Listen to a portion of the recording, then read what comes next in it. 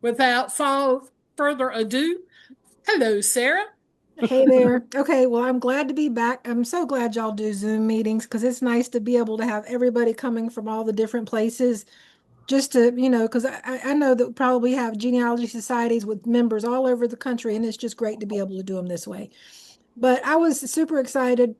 Sandy Hawkins asked me tonight to do, she had suggested this topic about a shared ancestor we have, Levi Morris, who people who were closer with some of his children's, they would have called him Levy, which was, I guess, his nickname, but the name, of course, would have been technically Levi. But anyway, I had no idea of the wealth of information that you can get in pension records until I got this one. And and I'm going to pull it up in a minute and we'll talk about everything. I have links so that if anybody's interested, because this touches so many different families. But I first got tipped off to how much information is in one of these by an ancestry DNA cousin out in Kentucky. I think that's where she is. Anyway, her name is Lauren. And she told me uh, several months ago about getting a pension application for one of her Morris ancestors that's out there that comes off of Elisha Morris in Chalkawinity. That's how we have corresponded with each other. But she just was telling me about the wealth of information that was in it. She sent me a copy of it, and I thought, wow, this is amazing. So she told me how she got it, and I'll explain all that towards the end of the presentation. But I got the notification from Gopher Records, which is the service I use. It was right around the holidays of last year, and I got the notification real late one night. I think it was like around 11 o'clock or so at night, and I thought, oh no, I'm not going to get to sleep tonight because I downloaded this 80 some page packet, and I'm just hurriedly going through the pages, and I come upon some pages with affidavits from y'all. Reading this is like a who's who of my people. So I'm going to pull up the presentation first, and then we'll talk about the kind of, just as we go, the kind of meat that you can get in one of these applications. And I'll go ahead and say it right off the bat that the Civil War pension applications, unfortunately, if you only have Confederate ancestors, you won't get one of these. You're only going to see the pension applications from the Civil War on the Union ancestors. There are, of course, other types of pension records, but we'll get into that as well. But I'm going to go ahead and pull up this.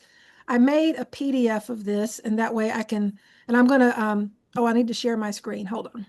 All right. Is everybody able to see my screen now?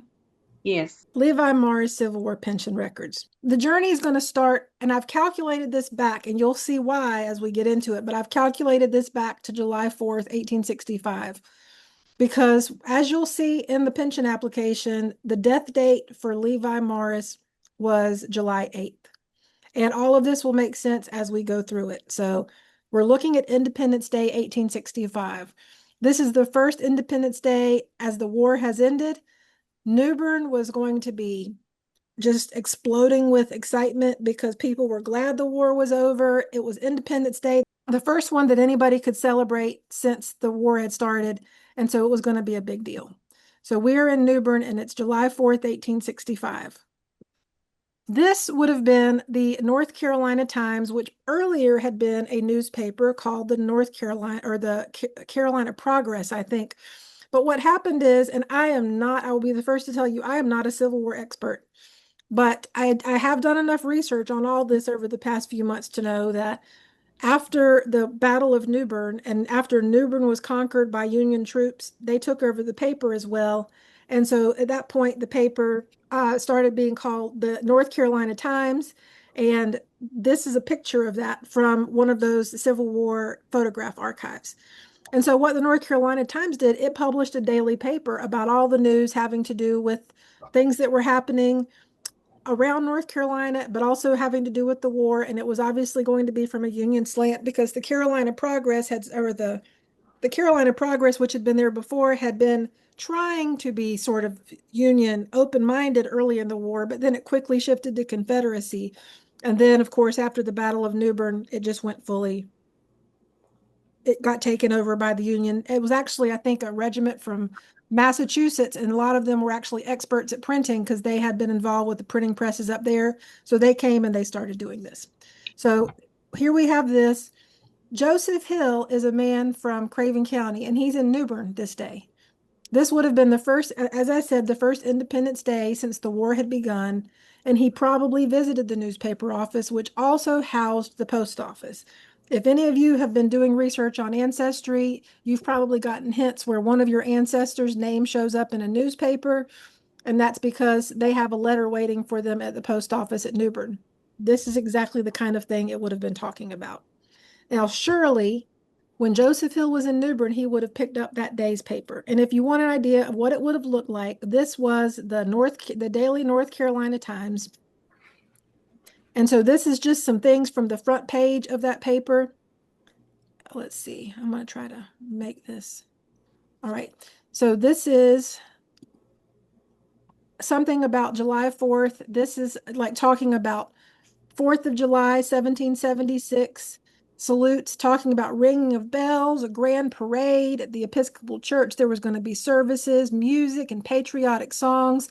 Further down the page, which we don't have right here, but I will end up posting to East Carolina Roots later. It talks about all the different kinds of fireworks they were going to have, all kinds of things. So this was a big day in New Bern. So Joseph Hill would have been in New Bern probably to find out what's going on, but also he might have visited the hospital to see if he knew of any of the wounded or dying men who were there, if anybody had any news. And it's possible that the previous year he may have lost a kinsman in one of the darkest moments in North Carolina Civil War history. And this is what I actually contacted Robert Paramore about earlier today, because I was doing some research about this fellow's name, and a private tree of his came up, and it's a fellow who was executed during Pickett's executions in Kinston in February of 1864. And so his name was William Irvin Hill. And so there's a big Hill family in Craven County and Beaufort County. And I'm not sure how or if this William Irvin Hill relates to Joseph Hill, but it's possible because of the fact that a lot of people who were from that Swift Creek area also had family in Chocowinity and back and forth. That was very normal. But as you can see on this particular folio from the Confederate service, it says towards the bottom, it says he deserted and joined the enemy January 1st, 1864, and was captured by our forces and hung February 21st, 1864. So that was a very dark chapter. Even the Confederacy was ashamed of how Pickett handled that. It was just very bad all the way around. The men who were taken there and hanged weren't given trials or anything. He was just mad, and he just had gallows built and just hanged a bunch of guys in Kinston. And in a lot of cases, their families had to watch. So it's possible Joseph had sons who were of service age. So when he was in New Bern, he might have wondered if he might find any news about them. But he did learn about one man, Levi Morris, who was bad off and he needed to go home before it was too late. And how do we know this? Well, we're going to get into the actual pension application itself, but we can know by dating back from the day that Levi died that Joseph Hill probably left New Bern on July 5th, Wednesday. This would have been Levi's last journey home. Now, it's possible he left on the 4th. It's possible he had been there the 3rd and was there the morning of the 4th and left the 4th. So this might have gone either way in a day or two, but not by much.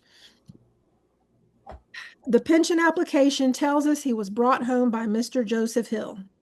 Oh. This is a statement from Sophia Morris. Her maiden name was Holmes, wife of Roland Morris, who was the brother of Levi Morris. Oh. It says here, and all of this is available on East Carolina Roots. The whole packet can be downloaded in high resolution, and I have a link to that. But it says here in her statement, it says State of North Carolina, County of Pamlico, this 3rd day of September, AD 1890. Personally appeared Sophia Morris, aged 52 years, whose post office address is Grantsboro, North Carolina. So one thing I'll tell you about these Civil War pension applications is a lot of them weren't settled until the very end of the century. People might have put in their applications right after the war, as soon as it became a thing that they could. But these pension applications dragged on and on and on, and they had to get all kinds of affidavits, and they were sending correspondence back and forth to Washington. And I'm not going to bore you with all those details in this presentation, but I'm just telling you, when you see some of these dates and they're like in the 1890s, this is why. But this is an excerpt from her affidavit, which is how we know that Joseph Hill is the one who brought Levi home. It says that she was present at the house of her father in Chocowinity, Beaufort County, North Carolina, in last of June or first part of July, 1865, when her brother, above named soldier, was brought home by a neighbor, Mr. Joseph Hill, and at that time, the said Levi Morris was very bad with chronic diarrhea and died from the effects of said chronic diarrhea on 8th day of July, 1865, within a few days after he was brought home. That she knows this from personal knowledge and observation, and because she was at the time an inmate of the same house with soldier and present at his death. And you can see her signature down here, Sophia Morris. Now, Sophia wasn't actually Levi's sister, and the person who she says she was at her father's house, she was at her father-in-law's house, and her father-in-law was Laban Morris, who, if anybody has ever been to East Carolina roots, you know that is like my number one ancestor to research because of all the mysteries around him. But let's see. But and so she's referring to him as her brother, and she's referring to it as her father, but she's talking about her father-in-law and her brother-in-law. Now, the next day, which is July 5th would not have been the day most likely that Levi arrived in Swift Creek, because you're going to look at a good 2-day journey from New Bern to Chocowinity. The papers say 28 miles. The very best horse on the very best day can't usually go more than 20 miles in a day.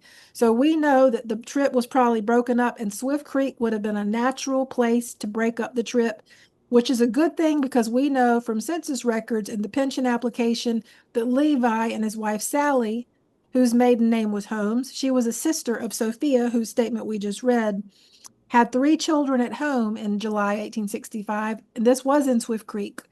Their children that they had at the time were Sarah, and she was 12, William Rowland, who was 7, George, who was 4, and then a little one on the way, Levi Jr.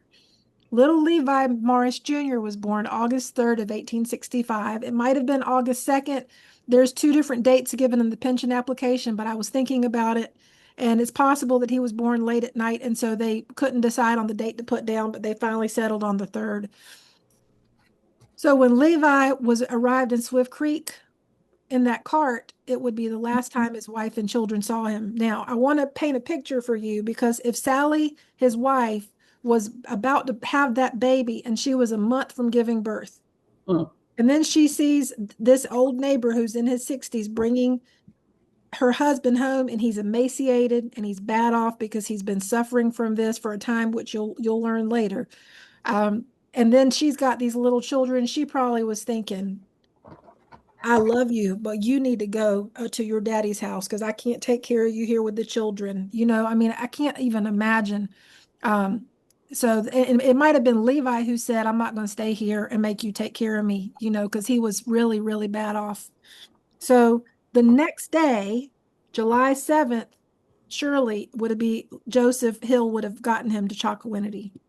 Again, I'm making assumptions of the dates based on when he died and why Joseph Hill was probably in New Bern, which was for July 4th. So we have another statement from the pension application, and this one is from Roland Morris, who was one of Levi's brothers. Roland was the youngest of the children of Laban Morris and his wife, Kitty Williams. Levi was the next youngest. So these two were very close, Roland and Levi. So this affidavit went 2 pages long. It was like a letter. And it says, in the matter of Levi M. Morris, personally appeared before me, Roland Morris, and then it goes on with the same little introduction. It says that he served with his said brother who died of chronic diarrhea in July 1865, about the 4th day of said month, that he was treated for said disease first at Morehead City, that in June 1865 he came with the regiment to New Bern, North Carolina, and went to the hospital and stayed there until a short time before his death, when he went to his home about 28 miles from New Bern in Beaufort County, where he was carried in a cart, only living 2 or 3 days at home. And then the statement continues, and it says that prior to going into service, the said Levi M. Morris was sound and well and perfectly strong. That Levi M. Morris was married to Sarah Holmes, and affiant was present at the marriage. And then it continues and said, the marriage of said parties in Chocowinity, 3 miles of Washington in December 1852, and said wife is dead. So by the time this statement's being given, which again is 1890, Sarah is dead by this point, his Levi's widow, leaving heirs Sarah Clark, which would have been his daughter, who also was dead at this point, now dead, leaving one child, John Henry Clark, William R. Morris, George G. Morris, and Levi M. Morris, who were all minors. Levi M. Morris, the soldier, was never married before, nor was his widow ever remarried again. All of said children are now of age except Levi M. Morris Jr. So one very important thing when you read through these pension applications is the people in Washington, D.C. wanted to know, first of all, when you're asking for a pension, are you really the person who's qualified to get it? Were there multiple spouses? Were there multiple sets of children? So they had to detail all these really tedious things, but it was all important because it all came down to figuring out what kind of pension somebody was entitled to, how much they should get, and so forth. So when Levi was brought to the house of his father, Laban Morris in Chocowinity, the whole family kept vigil and looked after him until he was gone. Laban and his late wife, Kitty Williams, had raised their family in Swift Creek, but Laban moved to Chocowinity sometime before 1860. And I have a personal opinion that I think he actually lived there as a young boy, and so this was probably, might have been him going home to Chocowinity. He would have been about 83 years old when he saw Joseph Hill coming with the cart with his dying son on it. So this is an AI restored image of my my third great grandmother, Jane Holmes. Jane Holmes is another sister of Sophia and Sally. So it was all these Holmes girls, right? And so there's a lot of either intermarriages or interrelationships between these families.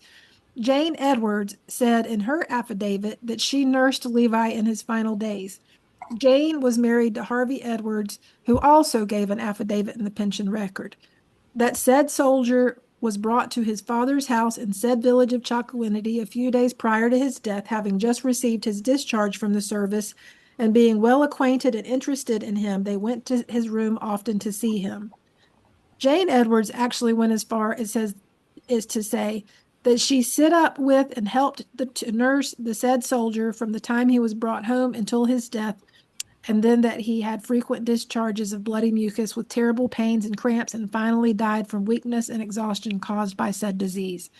So this is the affidavit of Harvey Edwards and his wife Jane, and you can see their signatures down here. Well, there's Harvey's mark, and then Jane signed her name. And so we have Jane, and so it was her sister's husband who died, her sister Sally's husband who died. Now, Serena Edwards, the daughter of Harvey and Jane Edwards, would become the second wife of Levi's son, William Rowland Morris. Levi's first wife was Phoebe Wiggins, if anybody comes from any Wiggins, daughter of Joseph Wiggins and Sally Ann Smith. And they were the parents of my great-grandmother, Ethel Morris, and this was my great-grandmother when she was a young girl. So these families are very interconnected. Now, July 8, 1865 was the last earthly day of the life of Levi Morris, and the journey, as it said, from New Bern to Chocowinity was 28 miles. It would have taken 2 days. And so I mentioned this to say that that's how you take a pension application, and I'm going to pull this up on East Carolina Roots real quick. Any of you can go to it if you want to sort of dig in and see what's here. But I mentioned every single person who's named in the whole pension application. You've got Morrises and Edwards and Holmes and Norrises and Nobles and Galloways and Hills. You've got different names in there. You can either download the full PDF or you can download full-size images. I've got both of them in my Google Drive that you can get. But the thing is, like, I pored over this for days, and I was able to piece together, okay, I had to look back on, okay, he died on July 8th. Well, why, you think about this, why would Joseph Hill have known to come get him. He wouldn't have. It's not like Levi would have called and said, "Hey, Mr. Hill, I'm dying here in the hospital in New Bern. How about coming and giving me a ride home?" Because there was no telephones. So in all likelihood, you have to think logically about it. We're in the week of July 4th, so most likely Joseph Hill was in New Bern for July 4th and checking on things and finding out what's happening and getting the news. And then he ends up finding a local boy is bad off and needs to get home. And so he gets him and he takes him home. So that's probably how you in any of these pension applications, you're going to get so many affidavits, you're going to get so many statements. You get the exact birth dates of the children. Those are given like on this folio page right here. It says William R. was born May 29th, 1874. George was born September 9th, 1876. Levi M. was born August 2nd. So in other words, you get a wealth of information. It does not say the relationships, for instance, between Jane and Levi. It doesn't say that she was his sister-in-law. But if you've researched the families at all, then you know who they are and you're reading it and it's breaking your heart because you're realizing the whole family's there and they're just around him in those last couple of days until he dies. And knowing that his baby was born less than a month later, it's very sad. It's a very sad story. But if you have any ancestors, and there were a lot of people, especially in this part of Craven County and in Beaufort County, who switched sides. In the case of Levi Morris and Roland Morris and Patrick Norris, who comes from Laban's daughter Alpha, there was a lot of them that were captured at Roanoke. And then that was 1863. And when they were captured at Roanoke, if you got captured and you were a prisoner of war, they were supposed to send you home and you weren't supposed to go back to fighting.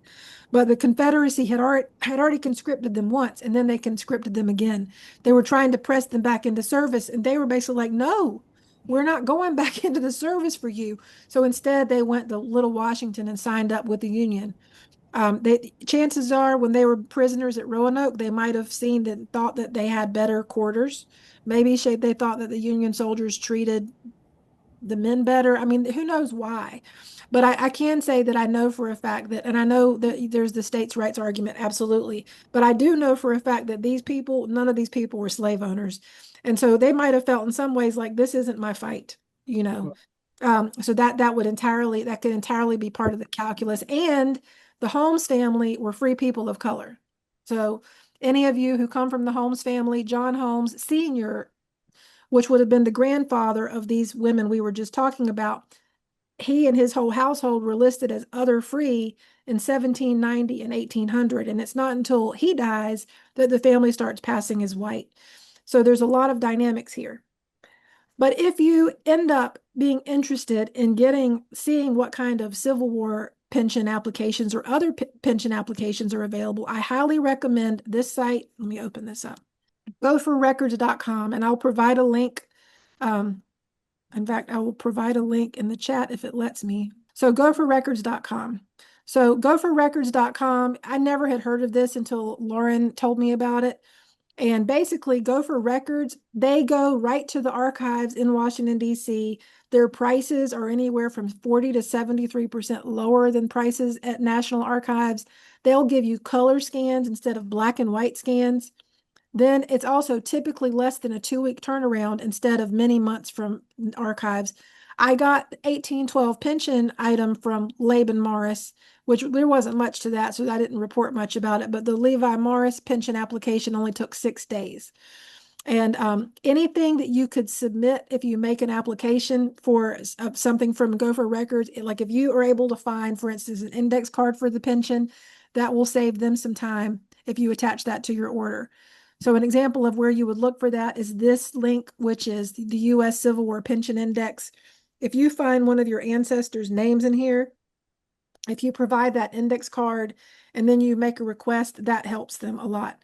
And as far as the types of records they have, you see they have service records, they have pension files, they have carded medical records, court-martial files, federal land records, regular Army enlistment papers.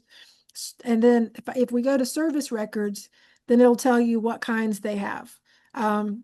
They don't do pension records for Revolutionary War because those are already available for free online.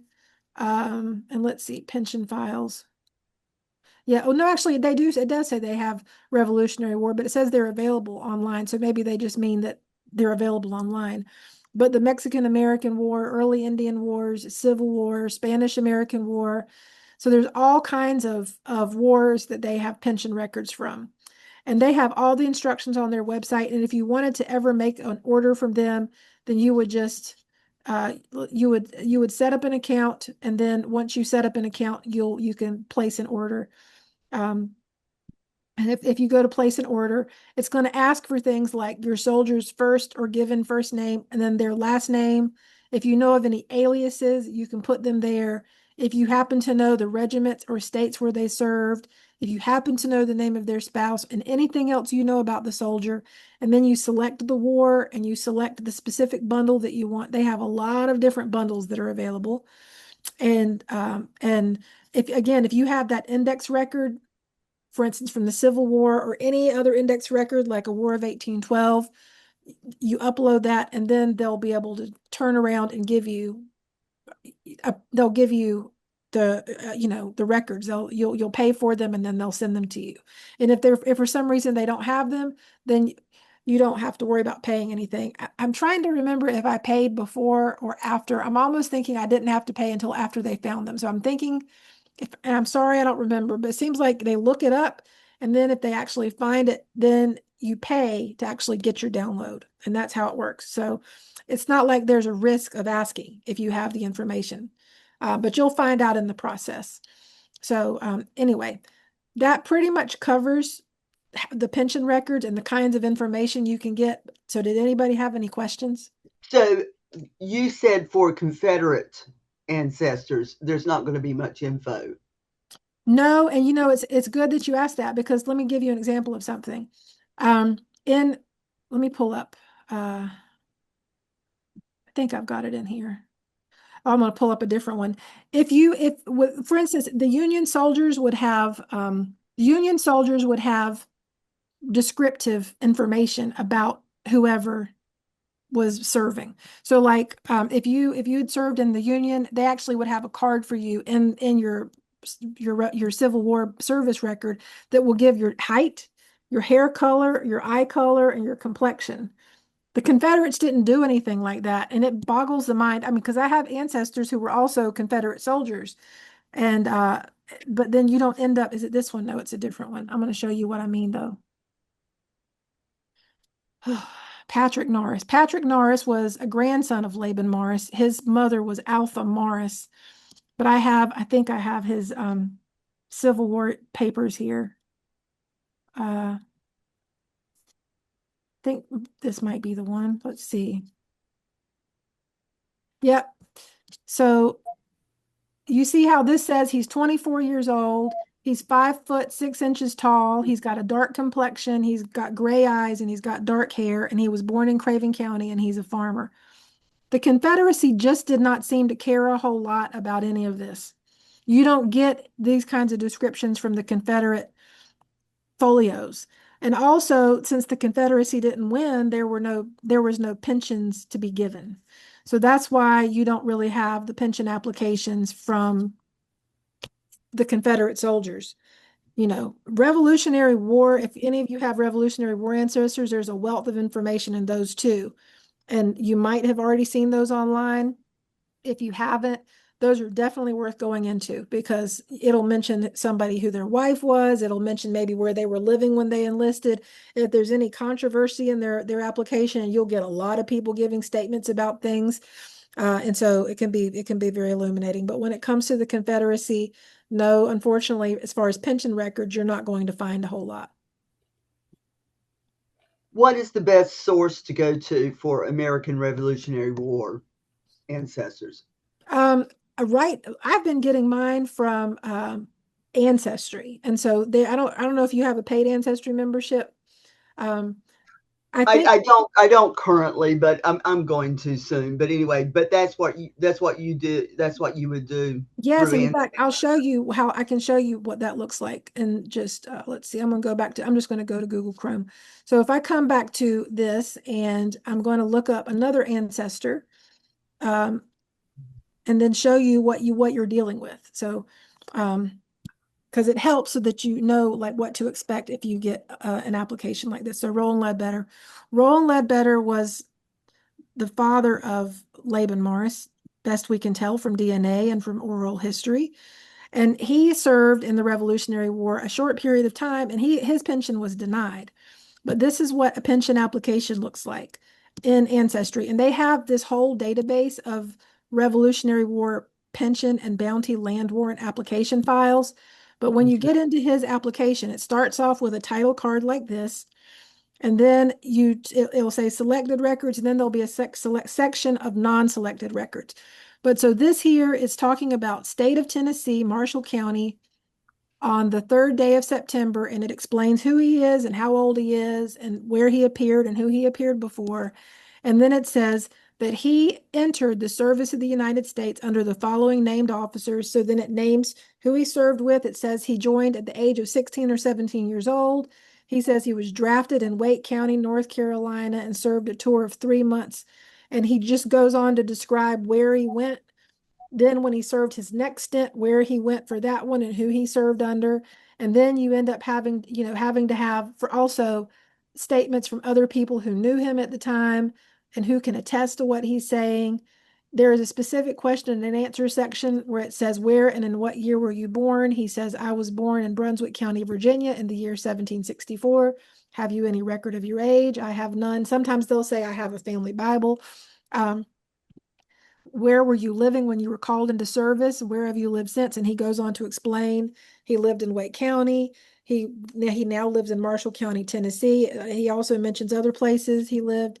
He was talking about being drafted the first time and volunteering the second. So this is where you would get your Revolutionary War pension. And I think Family Search also has these. Don't hold me to that. I should have been able to answer that question. I was very prepared on the Civil War piece, but not so much the Revolutionary War piece. Thanks. Yes. Anybody else have any other questions or? Well, why was he denied a pension? Oh, Roland Ledbetter. Well, he was denied a pension because it says that he could not prove he served 6 months. You had to serve at least a total of 6 months. And in his case, he named 3 different stints, and each of them was 3 months long. And it would seem that either on one of them or between them or after them was when he met Laban Morris's mother and produced him.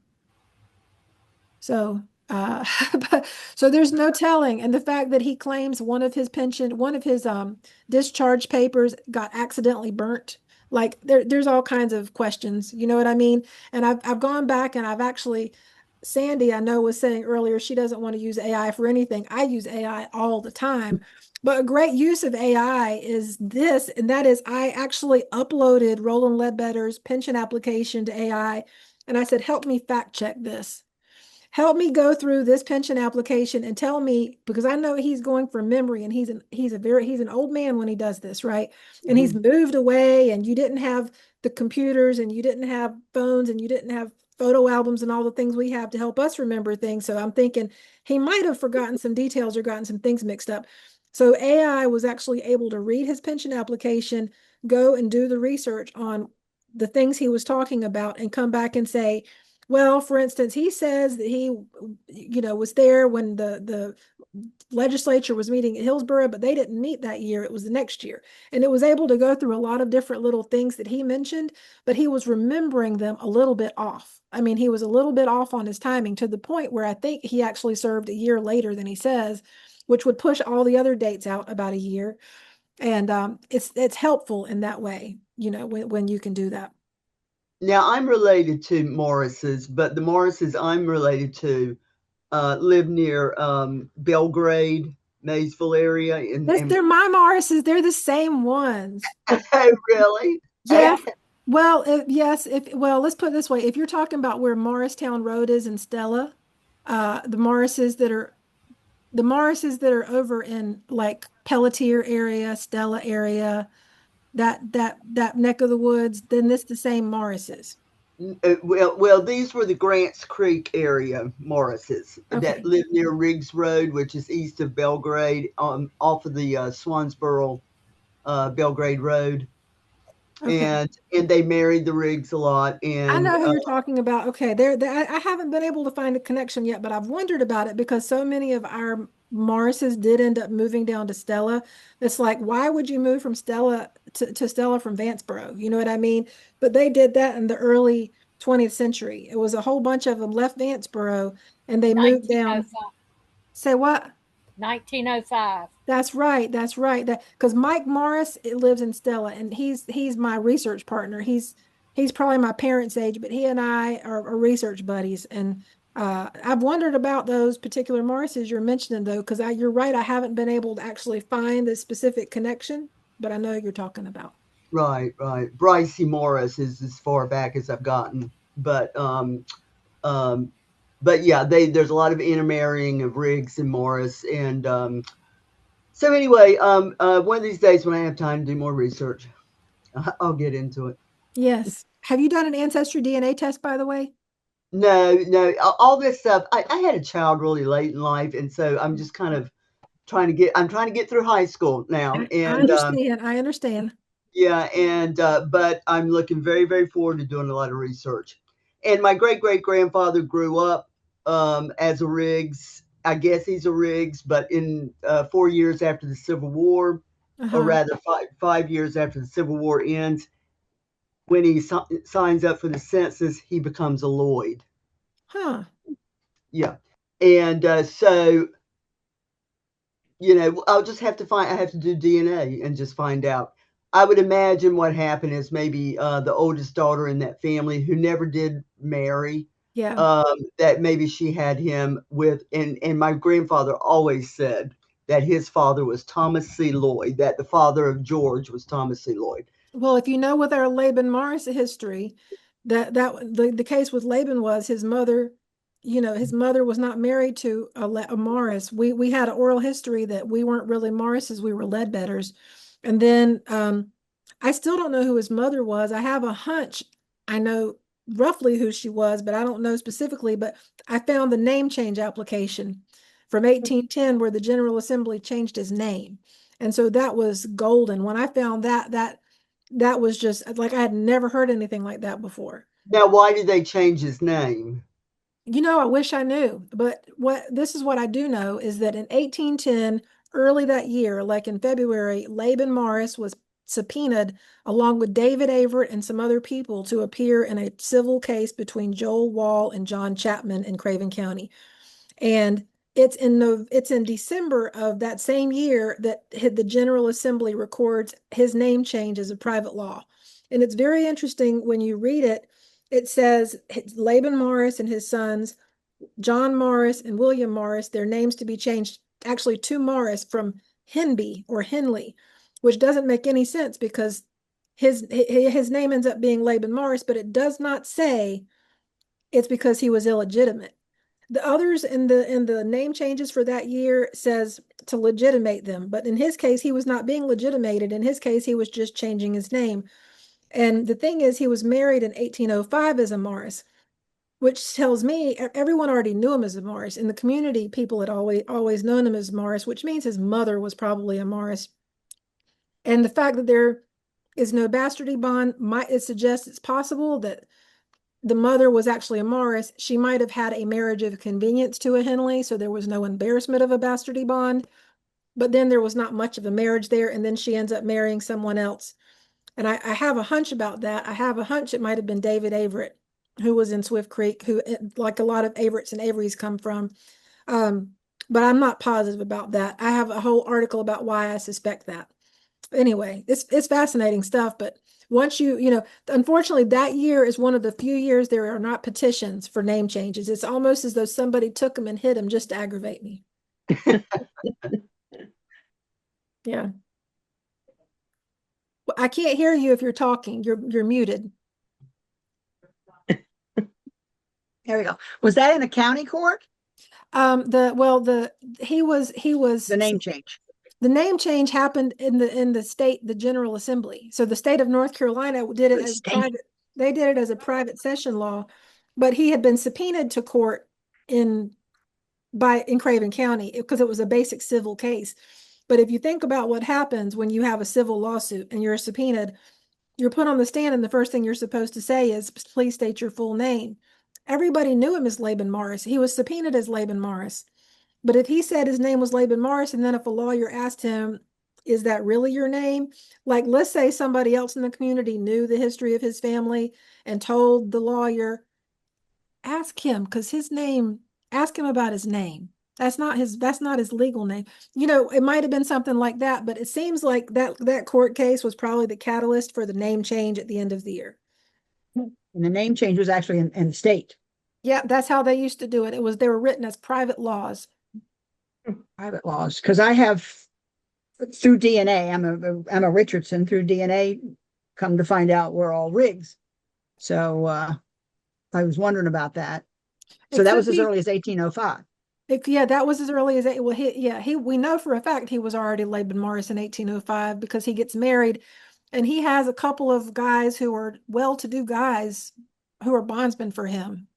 So he's well connected already in 1805, and it turns out that one of those men served in the militia regiment with David Averett.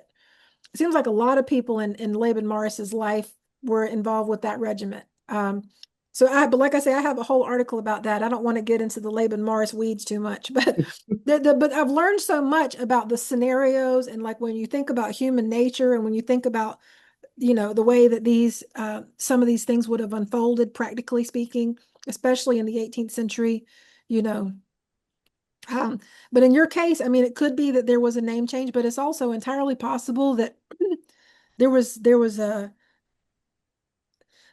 somebody could have been fathered by somebody that wasn't, I mean, that's also possible. So Right. There's all kinds of scenarios.